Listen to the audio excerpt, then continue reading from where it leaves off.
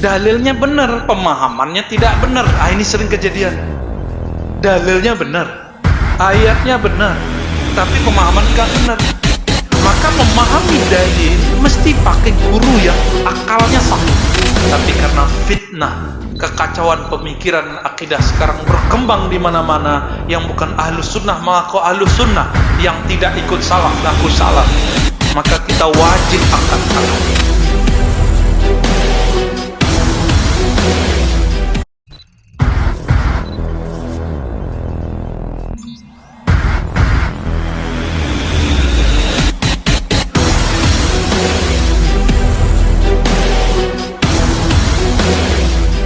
Sekarang saya mau tunjukkan apa itu akidah dari Imam Malik, Imam Abu Hanifah, sampai Imam Tirmizi.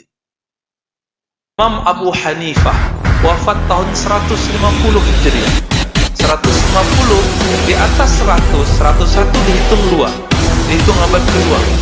Abu Hanifah rahimahullah wafat 150, berarti abad kedua. Imam Malik 179, Imam Syafi'i 204, 3. Tapi hidup lahirnya 150. Berarti beliau hidup di 2 abad. Imam Ahmad bin Hanbal 241. Ada imam sebelumnya namanya Ishaq bin Rahawai 237. Dan antara mereka ada namanya Imam Qutaibah 240. Setelah itu Bukhari 156. Abad berapa? Imam Bukhari punya murid Muslim dan Tirmizi. Nah, Tirmizi aja. Tirmizi tahun berapa? Paling gampang hafalnya. 100 tahun setelah Imam Malik. Imam Malik 179, dia 207. Nah, sekarang saya mau tunjukkan apa itu akidah dari Imam Malik, Imam Abu Hanifah, Malik sampai Imam Tirmizi. Ditulis oleh beliau-beliau itu di kitab mereka atau ditulis oleh pengikut mereka, disalin oleh murid-muridnya. Kita mulai dari Imam Tirmizi, kita mundur dari belakang. Imam Tirmizi lahirnya 5 tahun setelah Imam Syafi'i. Imam Syafi'i wafat tahun berapa tadi? 204, 5 tahun lagi berapa? 209. Imam Tirmizi, nama kecilnya Abu Isa, ya. Abu Isa At-Tirmizi, kunyahnya. Beliau di kampung Turmus atau Tirmiz, dekat di Uzbek sana. Uzbek. Kampungnya Imam Bukhari, ya, Bukhara, nggak jauh-jauh lah daerah sana, masih daerah Khurasan. Khurasan itu sekarang udah pecah. Iran, Afghanistan, Pakistan, Tajikistan, Turkmenistan, Uzbekistan, tan, ujungnya mantan, ya. Nah, Imam Tirmizi menulis kitab Sahih Al-Jami' As-Sahih, tapi lebih dikenal dengan Sunan At-Tirmizi. Apa kata beliau? Kullu hadis, semua hadis di kitabku ini ma'mulun bih, boleh diamalkan kecuali 2. Siapa yang bingung-bingung mau beramal ulama salaf, cari buku Imam Tirmizi. Yang 2 itu jangan diamalkan, selebihnya boleh diamalkan. Jaminannya Imam Tirmizi. Imam Tirmizi ini ternyata berguru lama kepada Imam Bukhari dalam ilmu ilalul hadis, namanya ilmu mengenai masalah cacat riwayat hadis atau matannya hadis. Itu beliau paling pakar.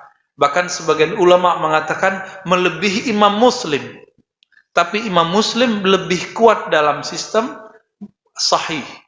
Akhirnya Sahih Muslim nomor 2 setelah Sahih Bukhari. Beliau menulis satu bab dalam Sahih Tirmizi atau Sunan Tirmizi, Abwabuz Zakah, bab mengenai zakat. Di situ ada satu hadis yang membuat ulama sekarang bingung, salaf itu yang mana? Sebenarnya bukan ulama yang bingung, ya, orang awam sih yang bingung. Kira-kira hadisnya apa? Innallaha yaqbalus sadaqah atau sadaqat. Sesungguhnya Allah menerima sedekah. Dengan apa? Akhazaha biyaminih. Allah mengambil sedekah itu dengan yamin. Apa arti yamin? Yamin itu tangan kanan secara harfiah. Secara harfiah apa? Tangan kanan. Kalau kita sebut tangan kanan, yang terbayang ini. Ya. Lalu, itu hadisnya masih panjang tuh ya. Lalu bahkan disebutkan di situ hatta luqmah, bahkan satu butir, satu kurma itu Allah jadikan satu Uhud. Sebenarnya fokus hadisnya di pahalanya. Duit 1.000 bisa jadi 100.000 di sisi Allah, atau bahkan 1 juta di sisi Allah. Gitu maksudnya. Namun ulama ahli akidah kemudian angkat bicara. Kenapa? Sebelum tahun 230-an muncul kelompok namanya Mujassim Musyabbih. Kelompok yang menyerupakan Allah dengan makhluk tapi pakai hadis.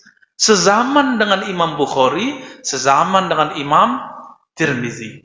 Siapa namanya? Muhammad bin Karram. Muhammad bin Karram ini banyak sekali pendapat, dia pakar hadis, dia mengerti hadis, tapi tidak mengerti makna hadis. Ketika sampai di ayat ini, dia mengatakan Allah punya tangan kanan. Ketika sampai di ayat yanzilu rabbuna, Allah turun. Turun itu dari atas ke bawah dengan zatnya. Ar-Rahman alal arsy istawa, itu dibayangkan oleh si Muhammad bin Karram ini, Allah duduk-duduk di atas aras.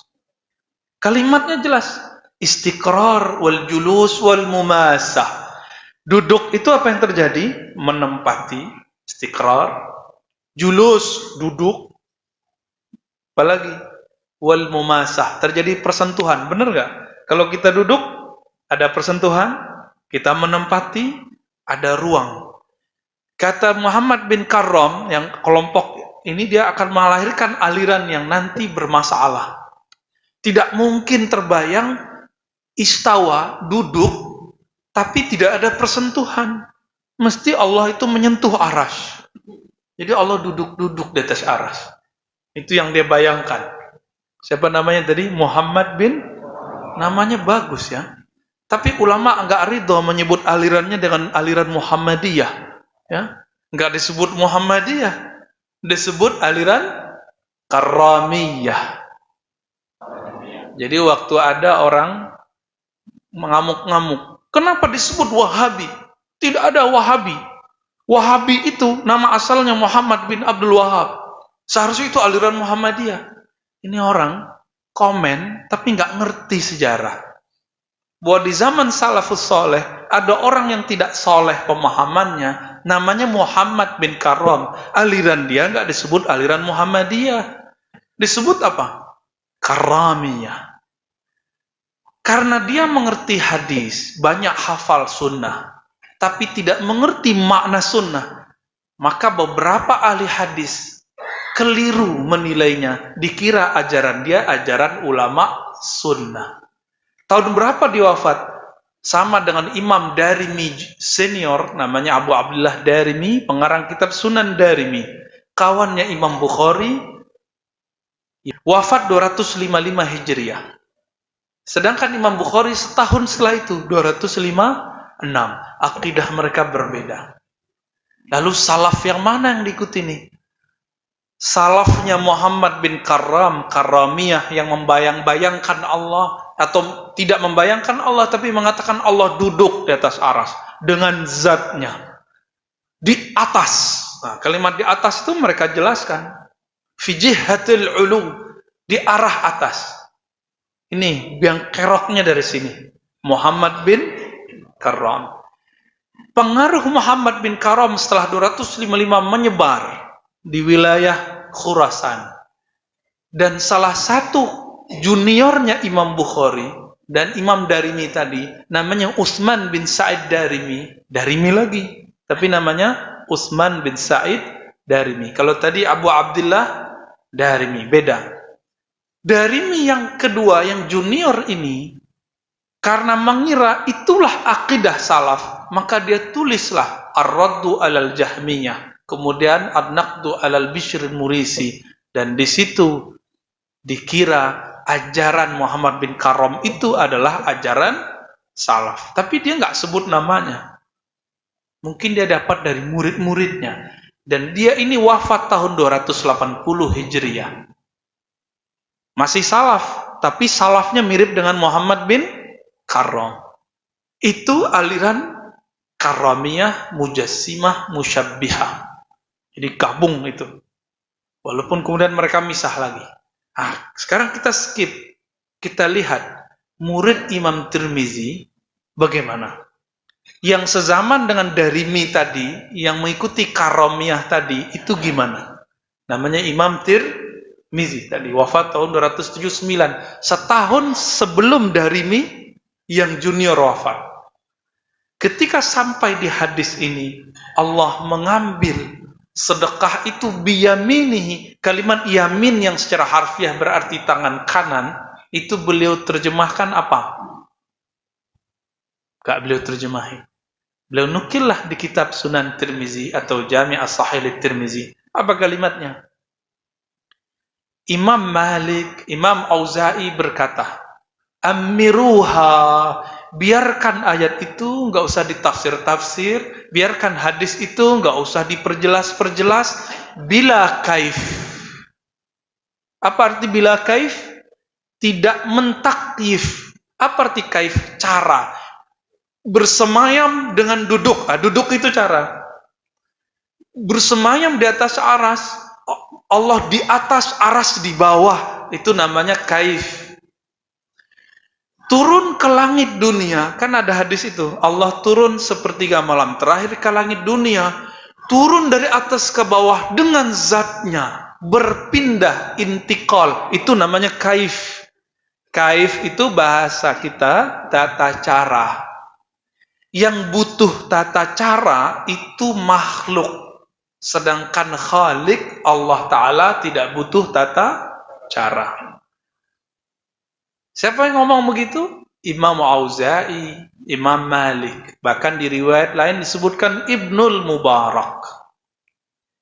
Imam Malik tadi tahun berapa wafatnya? 179.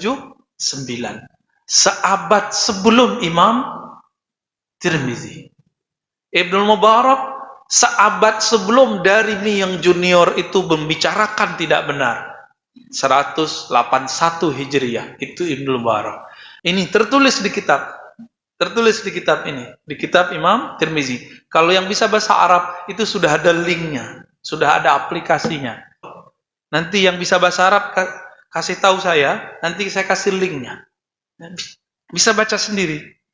Tapi ingat, kalau menghatamkannya harus dengan guru. Ya, ijazahnya harus kepada syekh yang punya sanad. Supaya pemahamannya juga bersanad. Bersilsilah. Mukhalafatuhu lil hawadisi, qiyamuhu bi nafsihi wahdaniyah, qudrah